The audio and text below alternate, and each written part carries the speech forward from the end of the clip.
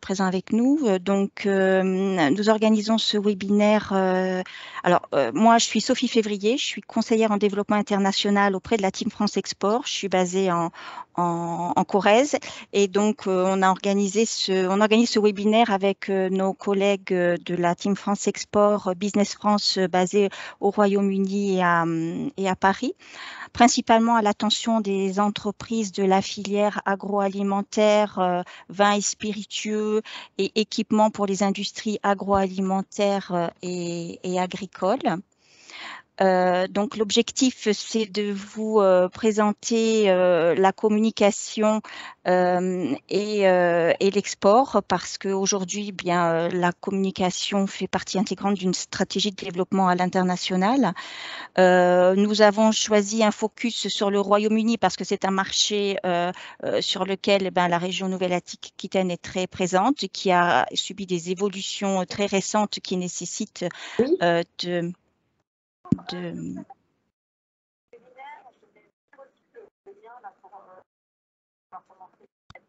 On vous l'a envoyé hier, en fait, on l'a renvoyé hier. Vous êtes qui? Excusez-moi, madame. Voilà. Alors, je vois que vous venez de me renvoyer un mail. Ok, mais écoutez, je vous renvoie le lien tout de suite. D'accord, à tout de suite.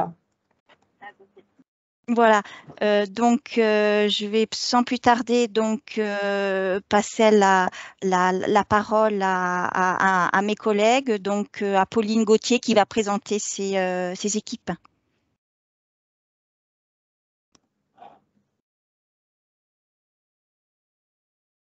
On ne t'entend pas, Pauline. Bonjour et merci beaucoup Sophie pour cette introduction. Donc je suis Pauline Gauthier, chef de pôle agrotech sur la zone Royaume-Uni et Irlande chez Business France. Je suis accompagnée aujourd'hui notamment de nos deux expertes en communication, Catherine Rial et Penny Atkinson, qui vont vous présenter la majorité des éléments qu'on va voir ensemble. L'idée pour mon intervention, c'est de vous faire une petite introduction de présentation du marché agroalimentaire britannique, qui est un peu le focus de ce jour. Alors évidemment, on pourrait y passer 1 heure, mais juste pour vous donner un peu des éléments structurants, il faut savoir que le Royaume-Uni est un client très important pour la France en termes d'agroalimentaire, de produits agroalimentaires et d'équipements agro. Nous sommes le 3e client agroalimentaire de la France et le Royaume-Uni, sur les produits agroalimentaires, a un très fort taux de dépendance alimentaire puisqu'il importe pratiquement la moitié de ce qu'il consomme. Et de toutes ces importations agroalimentaires, près des 2/3 proviennent de l'Union européenne. C'est pour dire la place très importante de l'Europe et notamment de la France en termes de partenaires du Royaume-Uni sur ces catégories de produits et d'équipements. On est sur un gros marché avec près de 69 millions d'habitants.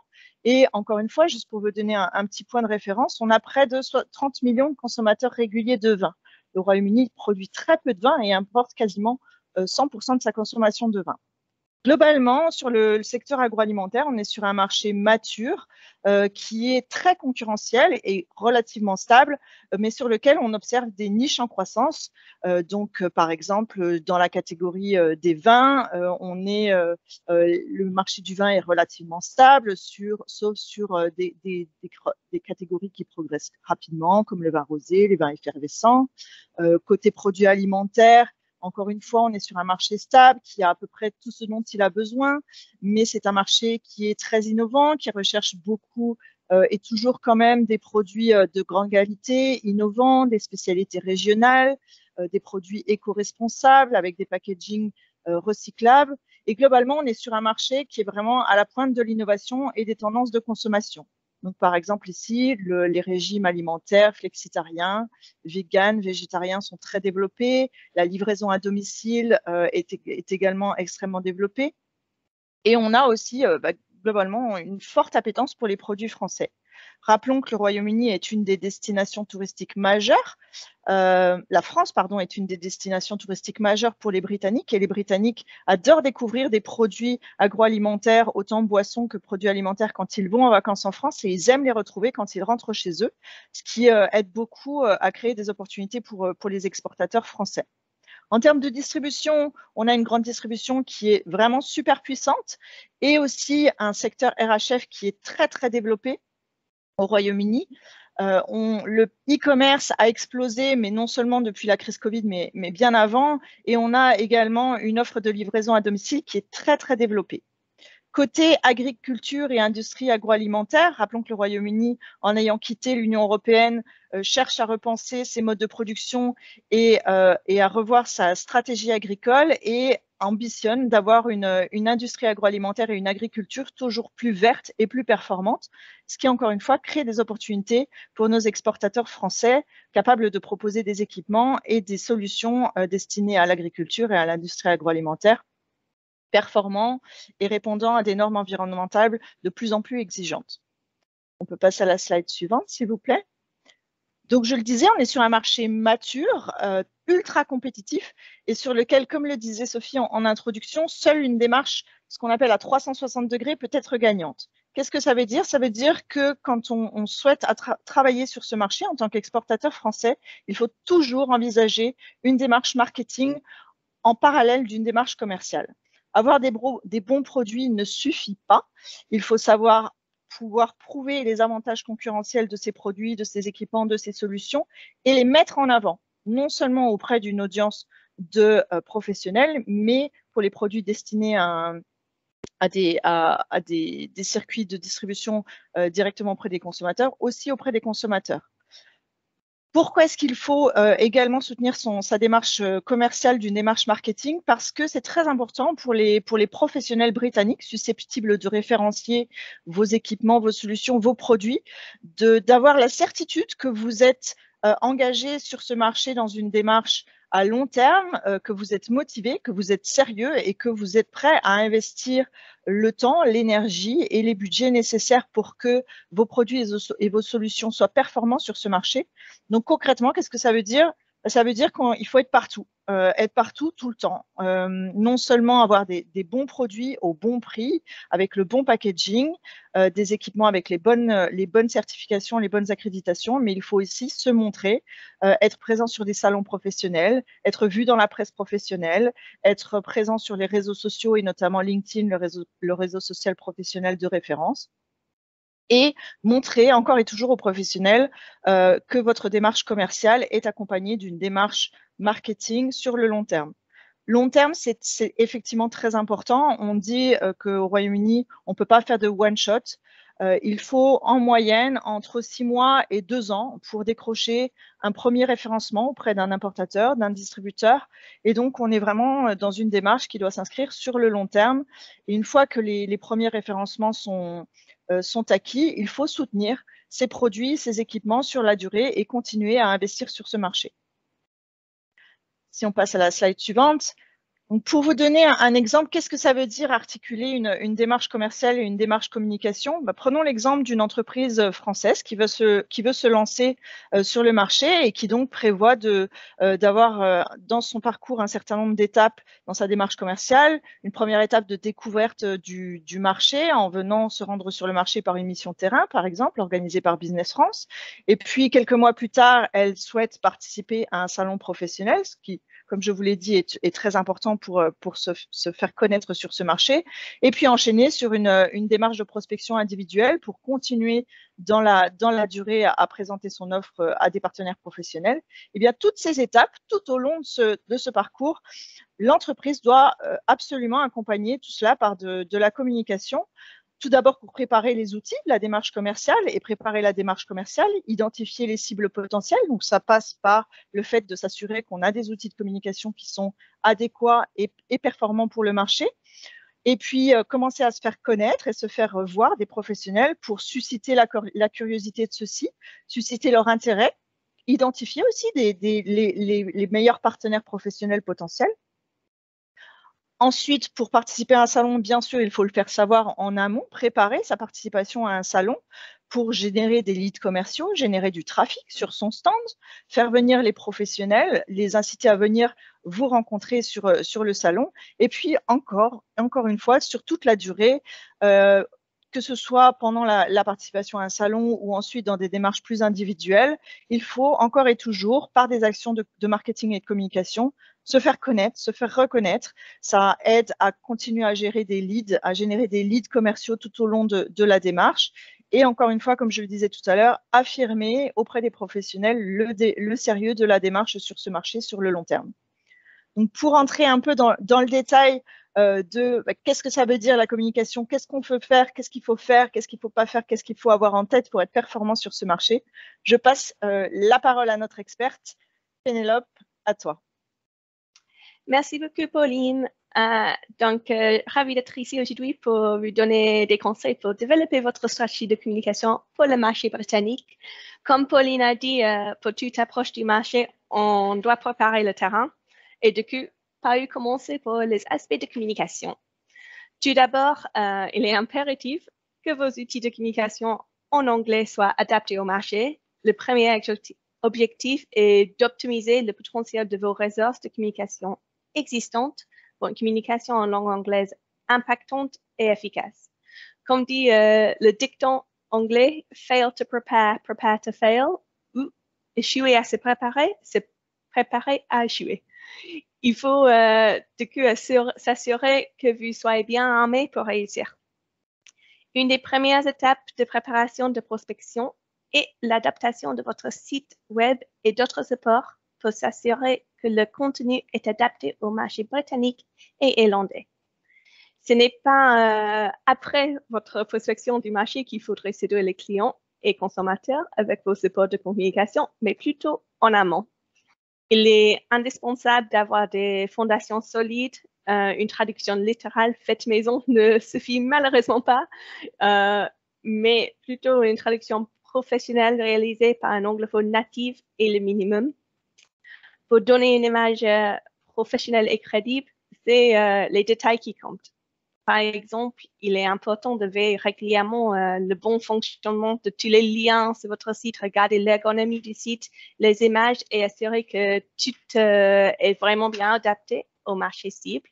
Donc, on va faire une petite quiz silencieux sur l'écran. Vous pouvez voir 3 exemples des erreurs qu'on voit assez souvent sur des sites web français. Donc, le premier, je ne sais pas si vous voyez, mais en anglais, on ne laisse jamais un espace entre la fin d'une phrase et un point d'interrogation ou d'exclamation. C'est ces petits détails qui peuvent faire la différence pour les professionnels britanniques. Le deuxième, pour dénoter 6 heures, ils ont ajouté une petite H. Oh non, c'est même pas là. C'était inversé. Sur le premier, c'était le petit H qui n'est pas compris par les Britanniques. C'est plutôt les heures. On met hours, mot complet. Sur le deuxième, par contre, c'est les espaces entre les points d'exclamation. Il y a même un deuxième truc qui gêne les Britanniques. Re-energize, c'est écrit de façon américaine. Donc, pas parfaitement adapté aux îles britanniques. Et finalement, sur le dernier, le troisième activité est toujours écrit en français. En général, ce genre d'oubli peut vraiment être une frein pour se présenter comme professionnel et fiable sur le marché britannique. Et c'est souvent les mots sur les images qui ne sont pas les textes bruts qui sont un peu oubliés dans la traduction et la transformation du site. Donc, c'est vraiment une question de faire attention aux détails. Et au-delà de la langue et le contenu écrit, il faut regarder la réactivité du site, la navigation et l'expérience utilisateur, l'ergonomie des ressources, l'équilibre entre les images et les textes, entre autres. Et parfois, un œil extérieur peut apporter une perspective utile et identifier des erreurs que vous pourriez rater ou simplement vous inspirer avec des nouvelles idées. Je donc passe la parole à ma collègue Catherine qui va lui montrer plus en détail. Merci beaucoup, Penny. Donc oui, effectivement, nous passons maintenant à une étude de cas d'une tête de marche que nous avons réalisée avec un chocolatier français l'année dernière. Et ce client souhaitait se développer sur le marché britannique, mais en gros, ils étaient tout au début de la démarche d'export. Ils ne savaient pas par où commencer. Du coup, en analysant l'ensemble de ces supports de communication existants, donc quelques-uns en français, quelques-uns en français, le site web par exemple, nous avons pu s'assurer que les outils de communication de l'entreprise étaient adaptés au marché britannique pour le pénétrer efficacement par la suite. Nous avons notamment réalisé une analyse détaillée du site Internet, comme j'ai mentionné. Donc, est-ce que les liens fonctionnaient correctement? Est-ce qu'on a pu retrouver la marque sur les moteurs de recherche locaux? Comment est-ce que l'entreprise pourrait améliorer son référencement local? Améliorer son référencement local. Est-ce que les messages clés étaient communiqués efficacement pour une audience britannique et non francophone ou non française qui n'ont pas forcément les mêmes besoins, les mêmes les mêmes tendances non plus. Est-ce que en lisant ces supports de communication, est-ce que nous avons pu comprendre la spécificité de la marque et pourquoi leurs prospects devaient choisir de travailler avec ce chocolatier au lieu d'un concurrent? Effectivement, comme Pauline a évoqué tout à l'heure, le marché est hyper concurrentiel. Donc, à chaque étape, il faudrait montrer via la communication vos différences avec vos concurrents. Pourquoi vous êtes mieux, pourquoi vous faites mieux et pourquoi vous êtes une marque avec laquelle on souhaite collaborer dans le long terme. Nous avons également analysé les autres supports de communication, les plaquettes, les réseaux sociaux, les catalogues et tous les autres.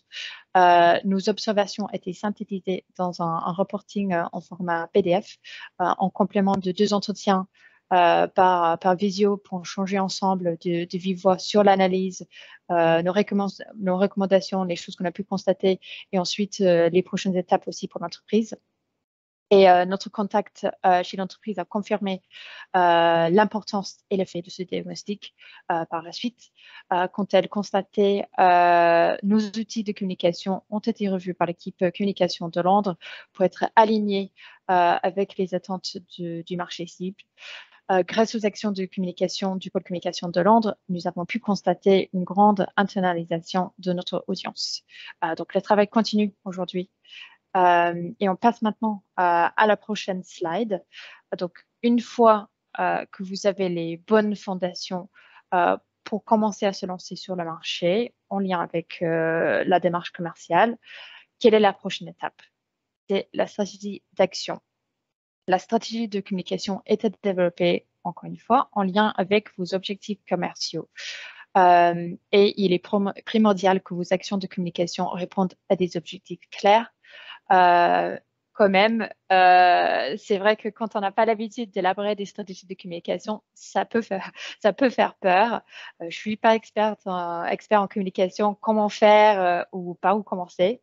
Donc, comme pour tout, la meilleure approche, c'est de diviser la tâche en petits morceaux abordables et on commence avec les objectifs très précis sur le démarche à l'export. Et pour cela, nous suggérons de déployer des objectifs SMART, c'est-à-dire Specific, Measurable, Attainable, Relevant and Time-bound. Et en français, c'est spécifique, mesurable, acceptable, pertinent et défini dans les temps. Donc, par exemple, disons que vous souhaitez accroître la notoriété de votre marque au Royaume-Uni pour générer de la demande localement. Vous pouvez utiliser comme indicateur de succès l'augmentation du nombre de vos abonnés britanniques sur LinkedIn de 5 à 30% au cours des 6 prochains mois. Et une fois les objectifs établis, il est temps effectivement de passer à l'action concrète et les vraies actions de communication. Donc, nous commençons avec des conseils sur des aspects de communication digitale. Aujourd'hui, bien sûr, le monde est digital, donc la communication, ça va être surtout numérique. Nous sommes notamment un pays de early adopters, très, très numérique. Donc, une des premières choses qu'un prospect va regarder est votre présence sur Internet. Donc, votre site web, vos réseaux, l'apparition dans la presse professionnelle. Il est clair aussi qu'on ne peut pas être partout, surtout quand on est PME sans ressources illimitées. Et à la base, votre objectif sera d'atteindre votre public cible. Et cela peut peut-être sembler peut-être un peu trop simplifié, mais pour y parvenir, vous devez aller là où se trouve votre public. Donc, trouver la bonne plateforme, qu'il s'agisse d'un titre de presse spécialisé, des réseaux sociaux, Instagram, LinkedIn, YouTube, TikTok ou toute autre plateforme. Et il faudrait y consacrer des ressources pour enfin un succès. Même si on est sur une démarche B2B, les prospects vont pour la plupart être présents sur des réseaux qu'on considère peut-être plus traditionnellement B2C. Par exemple, les chefs se trouvent beaucoup sur Instagram de nos jours. Et c'est pareil pour les acheteurs et tout autre professionnel et distributeurs qui peuvent être présents sur d'autres réseaux que LinkedIn. Donc, c'est pour ça que c'est important de penser est-ce que mon audience est là et comment je peux répondre à mon audience directement via ces plateformes-là. Et pour répéter, le Royaume-Uni est un marché très connecté, c'est-à-dire qu'on est toujours sur Internet. Et comme nous sommes saturés d'informations tout le temps, on a des nouvelles choses qui arrivent sur la boîte mail, sur le téléphone, sur l'ordinateur, etc., partout. Il faudrait partir du principe que vous avez 4 secondes pour faire passer votre message et d'attraper l'attention de votre cible. Et c'est tout comme pour l'approche de vos prospects par mail ou par téléphone. Il faudrait être clair, engageant, précis et bref, tout en même temps pour faire passer les messages. Et je passe maintenant la parole à Penny pour les principes. Donc, merci Catherine. Il y a 3 principes qu'il faut vraiment garder à l'esprit lorsqu'il s'agit d'une communication numérique au Royaume-Uni. Donc, soit original, soit humain, et toucher le cœur de votre audience. Que votre communication soit dans une optique B2B ou B2C, vous communiquez avec des humains et il faut n'oublier pas cela. Alors, attirer les êtres humains en parlant comme eux. Et en gardant ces 3 principes à l'esprit, voyons la façon dont il est possible de s'y prendre et voyons quelques exemples de communication bien faites. Donc, les visuels vont désormais la une. Considérez les visuels comme vos titres. Selon Hootsuite, 50% des personnes ont visité un site web pour faire un achat après avoir vu un produit ou un service sur Instagram, ce qui est énorme. Et selon LinkedIn, le plus grosse plateforme B2B, l'image est le principal facteur d'engagement. Alors, assurez-vous que le vôtre se différencie et se démarque de la masse. Donc, quelques conseils pour assurer que vos visuels sont les faits d'une meilleure façon possible. Premièrement, créez une marque distincte dans votre identité visuelle pour assurer la cohérence visuelle. Cela permet de capter l'attention de l'utilisateur et de renforcer la reconnaissance auprès de vos prospects. Ceci pourrait être des couleurs, une forme qui est toujours reprise, un symbole ou autre. Une bonne pratique consiste à s'assurer que les éléments de la marque sont répétés tout au long des campagnes pour créer un rappel visuel et aussi une continuité dans le flux. Cela vous aidera à vous démarquer, à vous forger une identité et à vous affirmer en tant que marque plutôt que comme un produit ou service. Donc, sautez du lot et trouvez un moyen de faire en sorte que vos communications répondent aux attentes du marché britannique. Sur le slide, vous pouvez voir 3 exemples que je trouve assez remarquables. Premièrement, une affiche de Marmite, un des produits les plus clivants au Royaume-Uni, très connu pour le slogan « You either love it or you hate it ». Pour promouvoir la nouvelle version avec du chili, ils n'ont pas seulement joué sur le slogan traditionnel en ajoutant « Be careful with it », qui indique que le goût a un effet et l'effet du produit explosif, mais ils ont également joué sur nos attentes sur l'affiche en général avec l'aspect 3D de couvercle qui tombe de l'affiche sur une voiture, renforçant l'image d'un goût dangereux et explosif. Ensuite, la publicité de Heinz pour le ketchup qui est vraiment très simple et qui n'a pas besoin vraiment d'explication. Sans le ketchup, votre repas n'aura pas de goût, ou plutôt le goût de carton. Simple, efficace et droit au but. Et enfin, un exemple de la marque de thé Curtis, de leur campagne Tasty Teapots. En évoquant les odeurs et les goûts dont se compose le thé, Curtis évoque une envie, mais également une reconnaissance des produits qui forment leur thé. Même sans les budgets et les plateformes des grandes marques, vous pouvez être original, vous pouvez sortir de l'eau. Il est important de consacrer du temps à réfléchir sur votre identité de marque et sur votre identité visuelle et de puiser dans votre créativité. Donc, passons au contenu. Les 3 C du contenu concis, convaincant et clair. Pour communiquer vos messages efficacement, il faudrait du contenu, des photos, des visuels, des vidéos, des articles, etc. Le but est de convaincre vos prospects avec vos argumentaires de manière créative et originale. Comme évoqué juste avant, humanisez votre entreprise avec des histoires authentiques à résonance émotionnelle. En fin de compte, des personnes achètent à d'autres personnes dans une certaine mesure. Alors, montrer l'humain qui se cache derrière l'entreprise en développant des aspects de storytelling. Il s'agit d'un moyen très efficace d'atteindre votre public via l'identification des histoires. D'abord, racontez votre propre histoire et témoignez qui sont les personnes derrière le nom de votre marque. Pourquoi vous êtes passionné par votre industrie?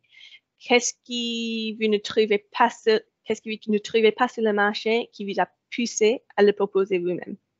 C'est une approche qui résonnera chez l'audience et par la suite, il faudrait trouver une façon originale et personnelle de les intégrer dans vos campagnes.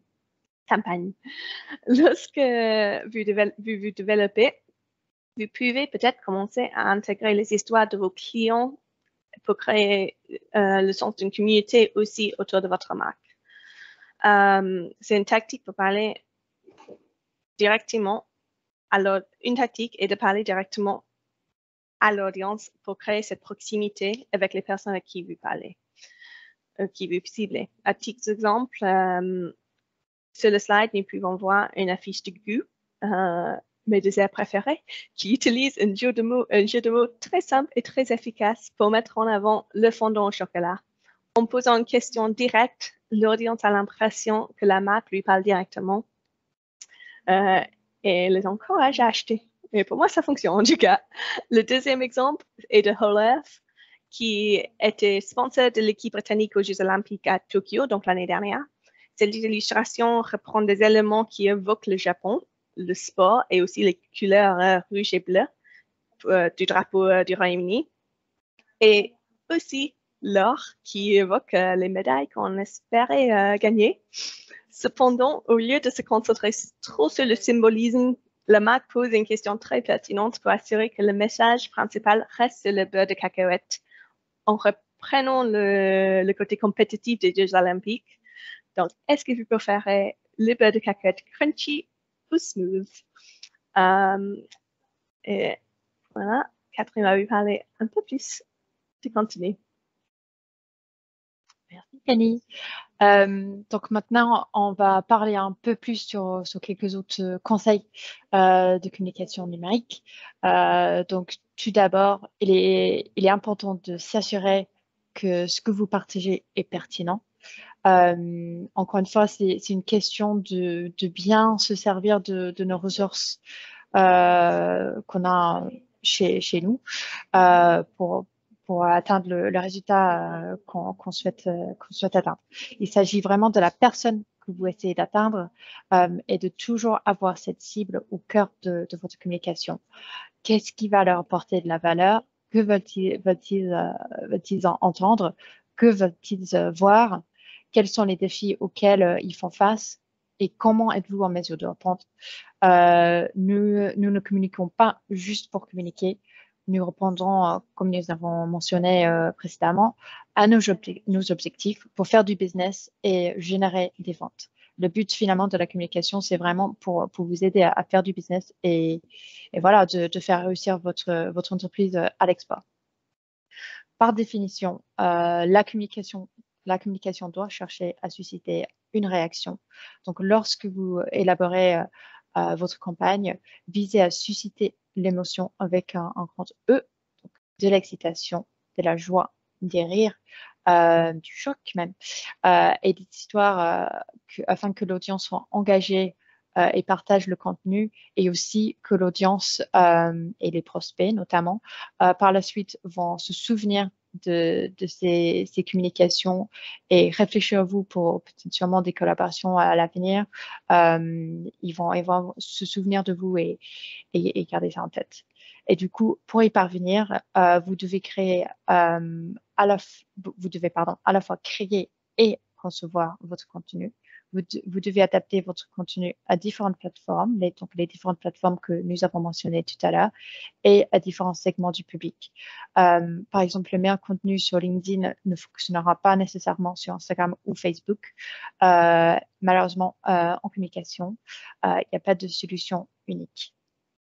Et en anglais, nous avons un autre dicton. Nous avons mentionné pas mal de dictons aujourd'hui, mais un autre, c'est Variety is the spice of life. Donc, il est important de garder ce dicton à l'esprit lorsque vous créez votre contenu pour votre communication digitale. Mélangez les formats et adaptez vos campagnes à de multiples formats pour avoir le plus grand impact possible. Vraiment, c'est une histoire d'être efficace avec vos ressources. Donc, le même message peut être adapté et réutilisé à travers des vidéos, des visuels, des GIFs, les textes. Vraiment, les possibilités sont infinies. Donc, vraiment, assurez-vous de tirer la meilleure partie de vos ressources et de les utiliser au maximum de leur valeur et de leur potentiel. Aussi, comme nous avons mentionné tout à l'heure, il faut s'en tenir à l'essentiel et garder les choses simples pour les Britanniques.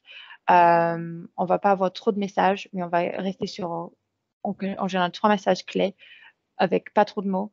Et moi, c'est toujours plus au Royaume-Uni. Et une autre chose qu'on n'a pas forcément mentionné, c'est l'expérience mobile. Qui est très important sur notre marché. En 2020, environ 83% de toutes les visites sur les réseaux sociaux se faisaient à partir des téléphones portables, contre environ 15% sur des ordinateurs de bureau ou des ordinateurs portables, selon une étude. Donc, en fait, environ la moitié des utilisateurs des réseaux sociaux n'utilisent que des appareils mobiles pour accéder aux réseaux sociaux, de leur choix. Et le Royaume-Uni ne fait pas de lutte d'exception. Nous sommes accros à nos smartphones, les vérifions toutes les 12 minutes au minimum, même plus. Donc, créer un contenu de la bonne dimension, visuellement captivant, facile à lire, rapide à assimiler et à digérer.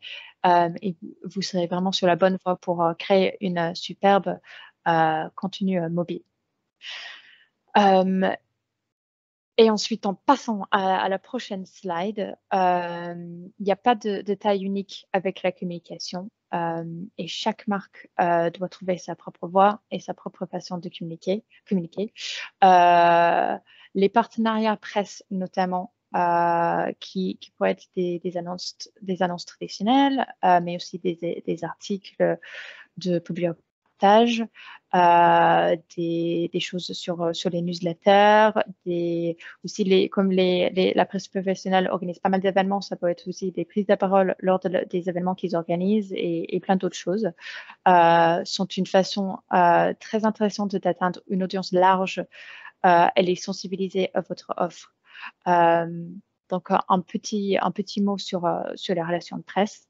Il peut être extrêmement difficile d'obtenir une couverture de presse organique au Royaume-Uni, c'est-à-dire son pays pour. Les journalistes sont sursollicités et on peut dire même plus depuis la crise sanitaire. Et vous êtes en concurrence avec des entreprises du monde entier pour obtenir une parution dans la presse spécialisée que vous visez, ou même si c'est plusieurs. Il se peut du coup, pour obtenir une couverture, qu'il soit préférable de développer un partenariat de presse payant, qu'il s'agisse d'un peu de reportage ou un autre contenu, ou même plusieurs types de contenus, ou de la publicité pure, afin d'assurer une couverture, de contrôler votre message, de renforcer votre notoriété et de construire une première relation avec le média. Et aussi, comme Pauline a dit tout à l'heure, c'est une question d'être un peu partout, donc sur les réseaux sociaux, sur la presse, aussi avec les approches des prospects aussi par téléphone et par mail, etc. C'est cette visibilité que vous allez générer auprès de prospects et de développer du coup votre business ici au Royaume-Uni. Mais il est toujours bien sûr possible quand même de faire des actions non payantes. Mais je vais juste d'abord donner l'exemple que nous avons réalisé avec un de nos clients via un partenariat payant. Donc, nous avons réalisé une série d'actions avec notre client Cavi, basé dans la région de Champagne. L'objectif était d'augmenter la visibilité de cette entreprise et communiquer sur ses avantages concurrentiels auprès des vignerons britanniques pour soutenir sa démarche commerciale. En gros, l'année dernière, comme il y avait toujours beaucoup d'instabilité sur les événements, les salons, etc., le client a décidé de mettre le budget qu'il mettrait en général sur des événements, sur des actions de communication afin d'atteindre quand même les décideurs britanniques. Donc, de ne pas perdre cette année où on n'a pas pu se déplacer, mais quand même d'avoir cette visibilité et d'être devant les personnes qui comptent. Du coup, nous avons travaillé avec l'entreprise pour développer un partenariat de 3 mois avec le média professionnel britannique de référence et le seul sur tout ce qui est viticulture. Nous avons rédigé notamment un article sur le client qui a été publié. Nous avons aussi réalisé une publicité comme on peut voir sur le droite, plus traditionnelle aussi. Et le résultat, c'était que le client a vu 20%, une augmentation de 20% de ses exports vers le marché britannique, tout ça dans les 3 premiers mois, et plusieurs, 2 demandes entrantes de clients potentiels dans le premier mois. Le client aussi a été tellement content qu'il a décidé de renouveler son partenariat avec nous suite au succès de l'opération. Donc, ça montre que quand même avec un petit investissement, on peut faire pas mal de choses et faire vraiment des ventes et avoir des avantages financiers par la suite. Et comme j'ai mentionné, il n'y a pas que les partenariats presse. Il est aussi possible de faire des actions organiques pour avoir de la couverture. Donc, nous allons voir maintenant comment optimiser vos chances de faire les gros titres et pour les bonnes raisons. Tout d'abord, il faut que votre nouveauté et votre storytelling soient bien préparés avant de la présenter aux médias. N'oubliez pas le contexte. Vous contactez un média britannique qui cible les Britanniques notamment, mais aussi parfois des audiences internationales, mais c'est quand même les Britanniques qui sont l'audience principale. Le timing est aussi un aspect essentiel. Il y a toujours une nouvelle actualité et vous devez montrer pourquoi ce que vous souhaitez communiquer doit être communiqué maintenant. Pourquoi votre actualité est véritablement pertinente actuellement. Et si vous n'avez pas de relation existante avec le média ou le journaliste que vous contactez, assurez-vous de mettre l'accent sur votre crédibilité, votre équipe et, si c'est possible, si vous en avez, vos références locales. C'est clair qu'une actualité locale suscitera plus d'intérêt qu'une de la France. Cela peut être encore plus efficace si vous allez plus loin en vous appuyant sur une dynamique existante. Donc, qu'est-ce que vous avez fait ailleurs, par exemple, qui pourrait fonctionner au Royaume-Uni? Et aussi communiquer sur la façon dont vous contribuez pour changer réellement des choses. Mettez en avant des actions concrètes et non juste des promesses. Par exemple, une mention de la durabilité ou de l'écologie sans preuve ne suffit pas. Il faudrait montrer quel partenariat vous avez créé qui ont fait la différence ou quelles actions vous avez mis en place, quelles sont les choses concrètes qu'on peut voir, quels sont les chiffres notamment. Il est vraiment capital de quantifier votre impact. Et comme pour tous les aspects de communication, la préparation est clé sur le Royaume-Uni. Encore une fois, pour cet aspect, on va aussi fixer des objectifs. Il faudrait réfléchir sur les résultats qu'on souhaite obtenir avant de lancer toutes ces actions, tous ces efforts sur des actions de relations de presse. Et qu'est-ce que vous attendez aussi finalement de votre cible par la suite de cette action? Donc, en ce qui concerne la presse, il est extrêmement important d'être à l'écoute et de veiller au contenu publié. Au Royaume-Uni, la situation dans laquelle les médias se trouvent actuellement est complètement différente de celle d'il y a même 12 mois, même 2 ans. Donc, nous vous encourageons quand même de faire appel à des spécialistes de la presse locale qui sont au fait des nuances culturelles, des changements et des mouvements dans les secteurs. Il est essentiel que vous connaissiez les sujets qui sont traités afin de trouver un moyen d'adapter votre contenu à l'actualité, qu'il s'agisse d'une tendance, de contre-courant des tendances ou simplement d'une valeur ajoutée à un récit existant. Ceci dit, les médias britanniques ne s'intéressent vraiment qu'aux contributions authentiques. Et du coup, c'est tout pour aujourd'hui de Penny et moi. Donc, pour conclure, il n'est jamais trop tôt pour penser aux communications à l'export. J'espère que c'est au moins la seule chose que vous allez retenir de cette présentation. Et notre objectif est toujours de vous garantir une valeur maximale tout en vous donnant les clés du succès. Donc, n'hésitez pas à prendre contact avec les collègues du Team France Export pour vous aider sur vos projets d'export. Donc, je passe la parole maintenant à mon collègue qui va prendre la suite. Merci beaucoup. Ok, merci Penny et Catherine pour cette présentation très intéressante. Je vais passer la parole à Vincent. Alors non, c'est pas cette slide-là, il y avait une autre slide, allez-y après. Alors, il y avait une petite question pour Penny et Catherine par rapport à la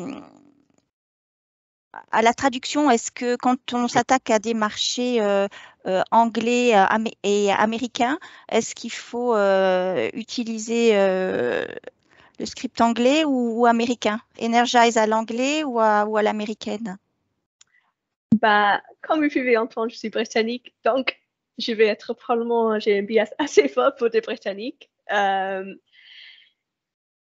c'est meilleur de faire les deux, donc avoir deux versions, un drapeau britannique et un drapeau américain, mais on va toujours comprendre ce que vous écrivez en anglais américain. Et pareil pour les Américains, je pense que c'est plutôt de choisir quel pays vraiment là où vous allez en premier. Et là où vous pensez faire la plus grosse partie de vos démarches et choisir comme ça. Ce qui est important, c'est d'être consistant. Donc, choisir soit toujours l'anglais britannique ou toujours l'anglais américain et ne pas mélanger les deux. Ce qu'on voit assez souvent qui est effectivement un peu gênant à lire. Ok, merci Penny. Il y avait d'autres slides, vous les avez? Penny, est-ce que tu en suivant?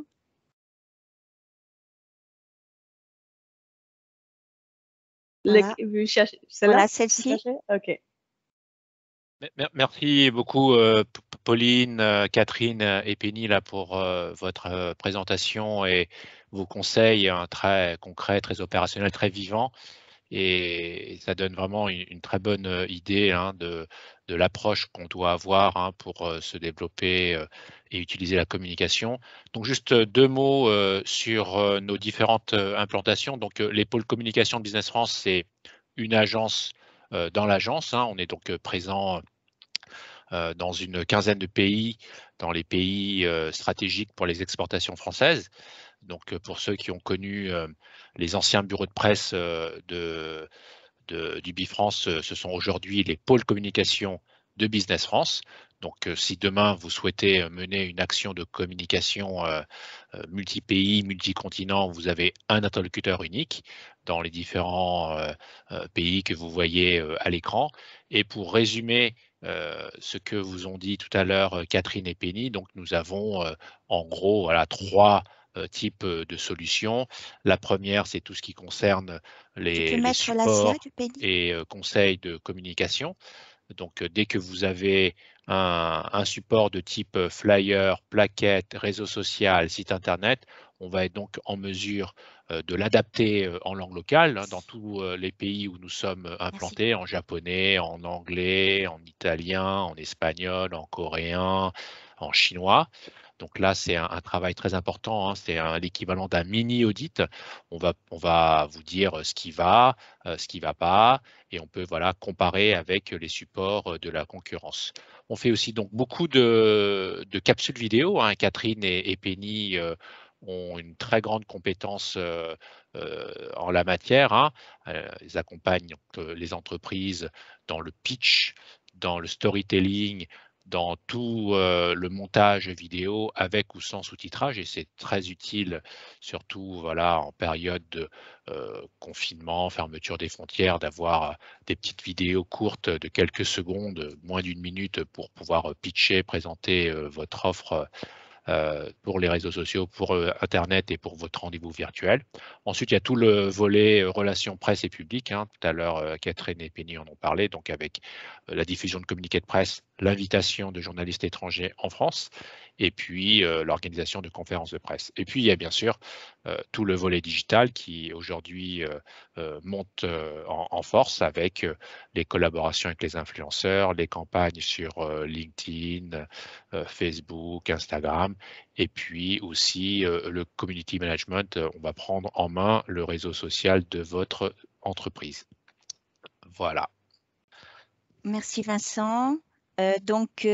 On va passer à la slide. Alors, toutes ces propositions d'accompagnement hein, pour vous accompagner dans ces investissements qui ne sont pas des moindres, eh bien, il existe encore un dispositif que l'on voulait vous rappeler si vous n'en avez pas encore entendu parler. C'est dans le cadre du plan de relance France Relance, un chèque relance export et qui peut dont vous pouvez bénéficier. Les PME, les ETI sont éligibles. Elles peuvent demander 4 chèques relance export pour une prestation individuelle et donc une prestation de communication à l'international fait partie de ces prestations éligibles. Donc, un financement à hauteur de 50% dans la limite de 2 000 € pour ce type de prestation.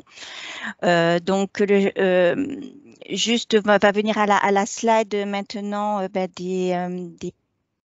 du réseau d'accompagnement CCI Team France Export, voilà, en Nouvelle-Aquitaine. Donc là, vous avez donc les coordonnées de vos correspondants locaux, hein, conseillers internationaux de proximité, filières spécialisées dans votre secteur d'activité. Donc, si vous voulez avancer sur votre projet de développement à l'international, y intégrer cet aspect communication avec notre accompagnement, n'hésitez pas à contacter votre correspondant. Donc là, en l'occurrence, il y a des entreprises sur la région de Poitiers, donc c'est Mélissa Boutineau.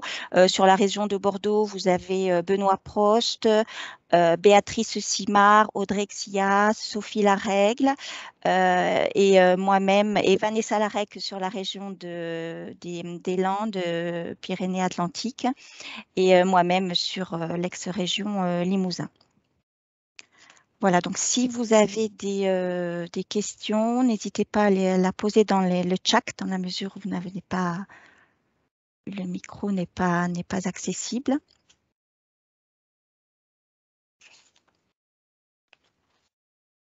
Je reviendrai juste peut-être sur la slide, Penny, pour juste en complément, pour vous informer que justement sur le sujet de la communication, on organise des ateliers experts au niveau de la région Nouvelle-Aquitaine avec le soutien du conseil régional qui apporte un financement. On vous propose des ateliers sur 3 heures avec des experts dans différents domaines. Donc, il y a un agenda qui est prévu sur 2022. Donc, si vous êtes intéressé, n'hésitez pas également à nous solliciter. Hein. On est sur la communication digitale, comment faire un pitch, convaincre en 3 minutes, repenser son contrat commercial. Voilà, des thématiques liées beaucoup à la communication. Donc, j'ai pensé intéressant de vous rappeler cela. Et je vais peut-être juste répondre à la question il me semble, Madame Merlet. Est-ce que vous pensez qu'il est préférable d'avoir un slogan en français ainsi qu'en anglais, s'il vous plaît, ou juste un qui soit percutant en anglais? C'est une très bonne question. Pour moi, il est toujours intéressant, dans la mesure du possible, d'avoir un slogan en anglais parce que finalement, ça va parler à la fois aux prospects britanniques basés aussi, mais aussi des consommateurs finaux. Nous sommes complètement nuls en langue étrangère au Royaume-Uni. Nous sommes vraiment les pires des pires presque. Donc, pour encore une fois attraper l'attention, attraper l'intérêt de vos cibles, non seulement au Royaume-Uni, mais aussi dans d'autres marchés à l'export, je pense qu'il est important d'avoir un slogan en français pour le marché domestique et aussi un slogan qui est développé avec des anglophones natifs pour l'international et notamment le Royaume-Uni, parce qu'il faut que ça soit punchy, naturel. Et si on a des jeux de mots, des choses comme ça, que ça parle vraiment aux anglophones et britanniques notamment. J'espère que ça a répondu à votre question. Merci Catherine.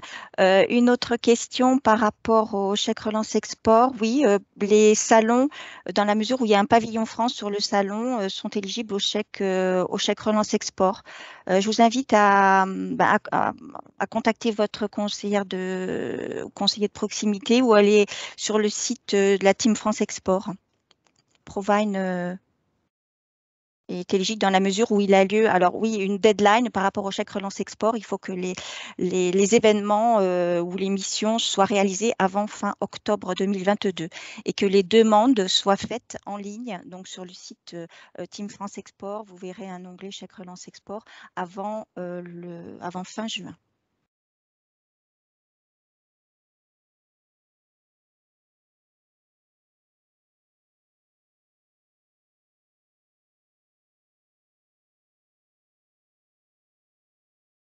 Très bien. Est-ce qu'il y a d'autres interrogations? Eh bien, on est dans les temps.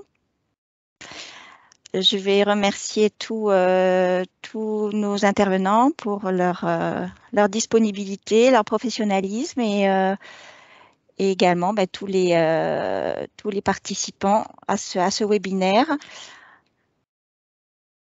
Juste pour préciser, Sophie, que ce webinaire a été enregistré et pourra être consulté en replay sur la plateforme des solutions. Et comme tu l'indiquais un petit peu plus tôt, le support de présentation sera envoyé aux participants. D'accord. Très bien. Bon, merci à tous et bon appétit. Un petit peu, c'est pas tout de suite pour Londres? Il y a 1 heure de décalage, c'est ça? Oui, une petite heure de décalage. Ça va pas tarder. Voilà. Ouais, bon appétit. Allez, merci à tous. Au revoir. Merci beaucoup. Merci beaucoup. Au revoir.